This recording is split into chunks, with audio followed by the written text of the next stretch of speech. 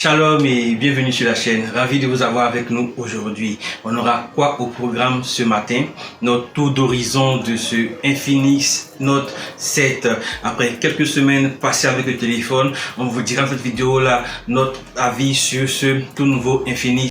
On va donc faire un tour d'horizon du design, des performances du téléphone, des performances en termes de photos et vidéos, de la partie logicielle et de tout ce qu'il y a sous la coque du téléphone. Si vous n'êtes pas encore abonné à la chaîne, c'est le moment de le faire. Abonnez-vous à la chaîne et lâchez le petit pouce haut. Si vous aimez les vidéos qu'on fait, ça fait toujours plaisir. On va donc partir pour cette vidéo là juste après.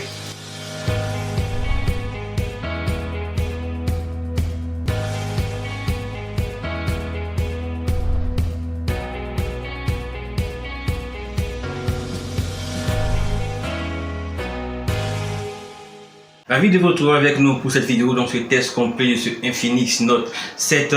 On va donc faire un petit rappel des spécifications du téléphone. Le téléphone a un grand écran de 6,95 pouces. On va donc retrouver sous la coque la véritable nouveauté, un nouveau socle MediaTek G70, donc des socles dédiés au gaming de chez MediaTek. Ce nouveau Infinix Note 7 a de très bonnes performances. Il arrive à avoir un score sur, en tout donc sur les benchmarks qui n'est pas loin des 200 000. C'est une première pour les téléphones de la marque. En général, les téléphones de la marque tournaient autour de 120 000 et celui-là arrive à atteindre les 194 000 sur le benchmark en tout. La puce est super puissante et vous permettra de pouvoir utiliser le téléphone de manière très agréable dans tout ce qu'il y a comme utilisation classique, dans vos applications, dans l'usage quotidien, dans tout ce qu'il y a comme usage. Le téléphone arrive à se sortir super bien avec ce tout nouveau socle là. Pour ceux qui ont envie de poser la question, pour ce qui concerne Fortnite, c'est toujours pas le mobile qui pourra le faire tourner.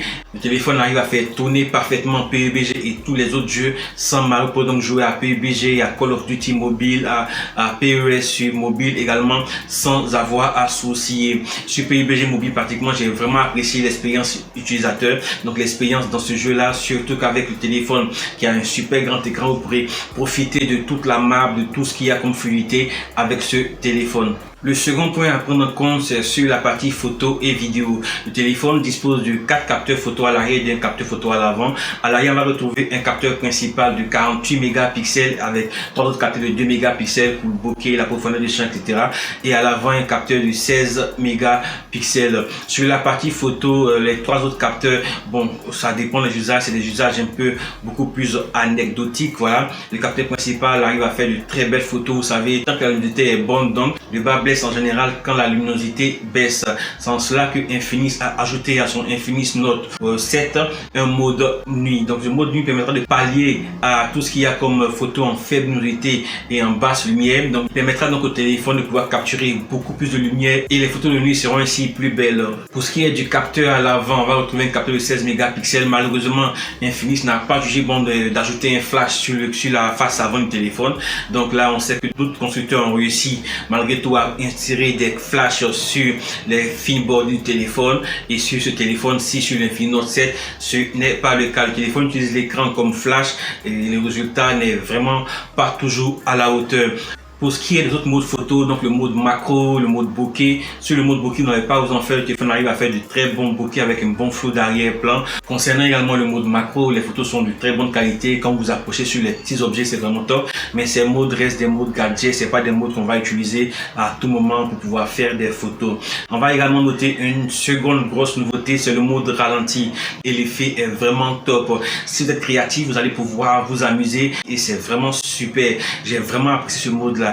Le téléphone intègre désormais une stabilisation logicielle, fruit du partenariat entre Infinix et une société qui s'appelle iMint. Voilà donc une société qui a permis de pouvoir mettre en place cette stabilisation logicielle des vidéos et le résultat est vraiment super top. Vous allez donc avoir des vidéos stabilisées de manière logicielle. Si vous avez à faire des vidéos de marche, des vidéos de course, vous n'aurez pas à vous en faire, les vidéos seront stabilisées. Pour ce qui est des vidéos, le téléphone arrive à filmer à l'avant et à l'arrière en 1080p. On croise les doigts, on espère que les prochains mobiles pourront profiter de la 4K, surtout si Infinix continue sur la lancée avec des socles aussi puissants de style MediaTek ou autres pour pouvoir proposer ce type de vidéo là. Le troisième point que je veux souligner, le téléphone est super grand, 6,95 pouces. Le téléphone a donc une batterie super grande, une batterie de 5000 mAh.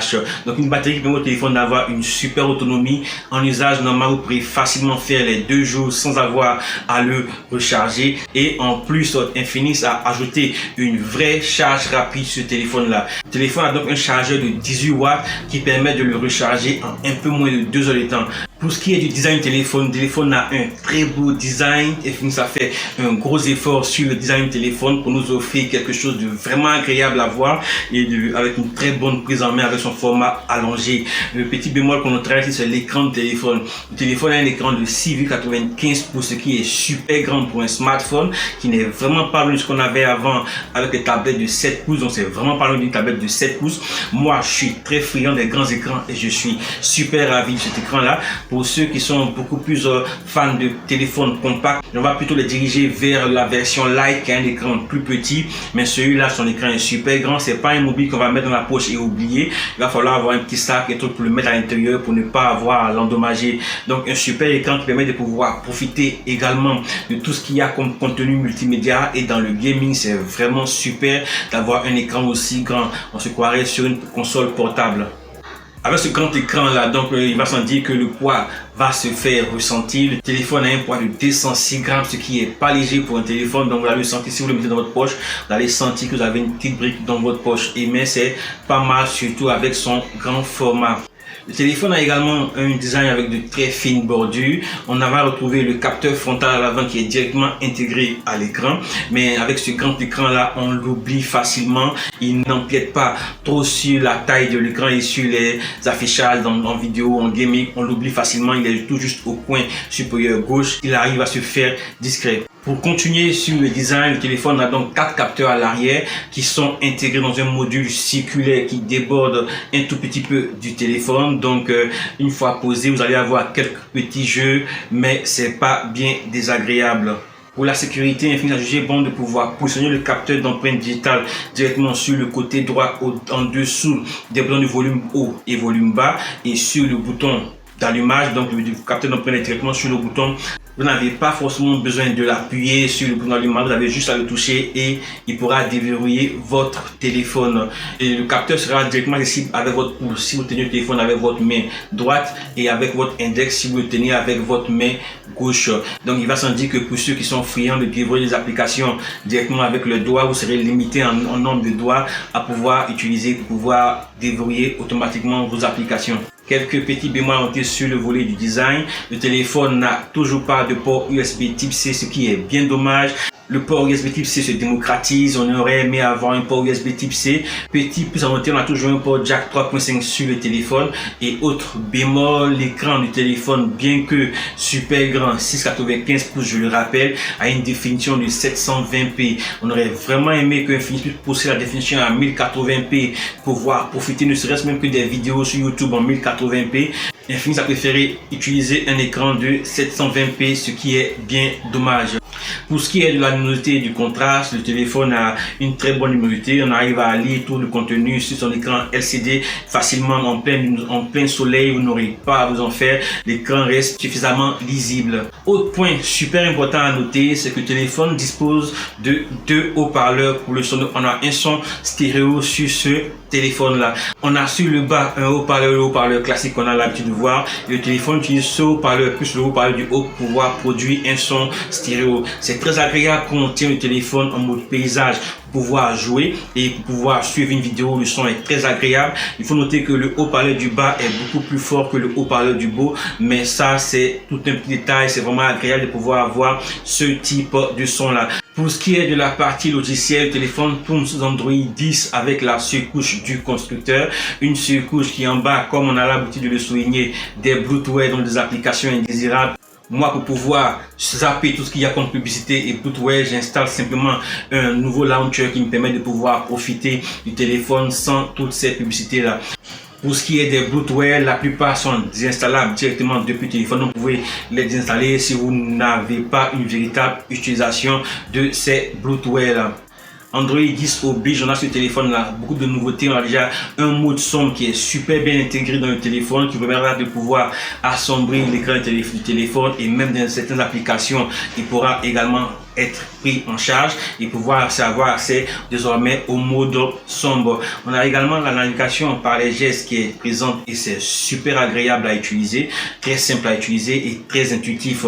Une fois que vous êtes habitué, vous ne pourrez plus revenir à ce qu'il y a comme navigation avec les 3 boutons du bas, et moi j'apprécie super cette navigation gestuelle.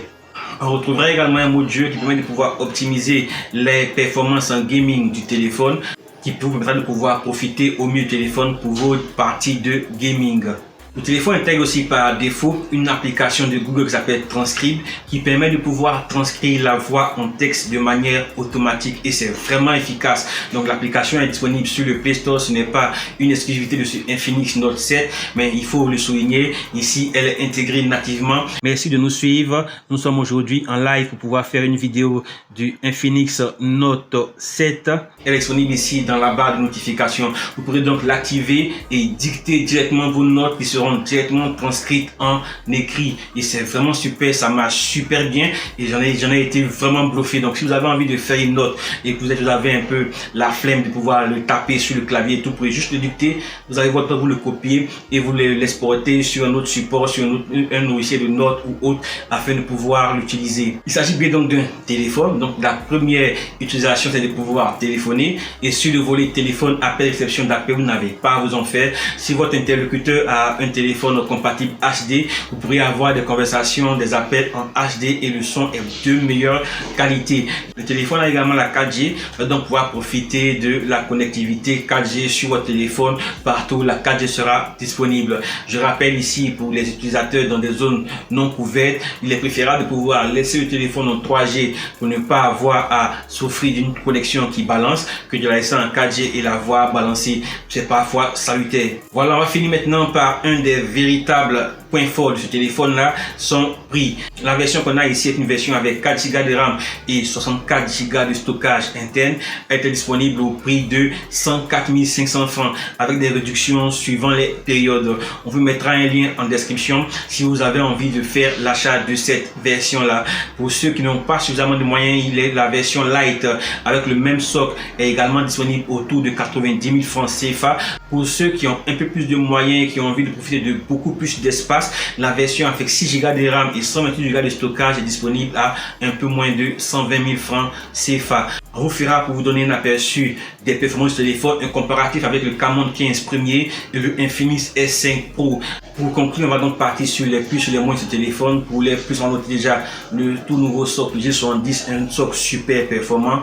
On va noter l'autonomie avec la grosse batterie et la charge rapide. On va noter également le son stéréo et tout ce qu'il y a comme mode vidéo intégré, donc un mode ralenti, un mode son et surtout une stabilisation de l'image. On notera également l'excellent rapport qualité-prix, le design du téléphone et le son stéréo. Pour ce qui concerne l'écran, ça dépendra de votre usage. Si vous aimez les grands écrans, vous serez ravi. Si vous aimez moins les grands écrans, vous aimez les téléphones plus compacts, vous allez voir cela en bémol. Le téléphone n'a toujours pas de port USB type C. On va noter la grande quantité de publicité et de bootware intégrés au téléphone. Et surtout le gros bémol, la définition de l'écran seulement du 720p sur un écran aussi grand. Voilà, c'était donc tout de suite Infinix Note 7. Si vous avez aimé la vidéo, n'hésitez pas à lâcher le petit pouce haut et à la partager. Voilà, merci d'avoir suivi cette vidéo là. Que Dieu vous bénisse et bénisse votre semaine. Que Dieu vous garde. N'oubliez surtout pas les gestes barrières avec le coronavirus. Il est toujours présent. Allez, à la prochaine.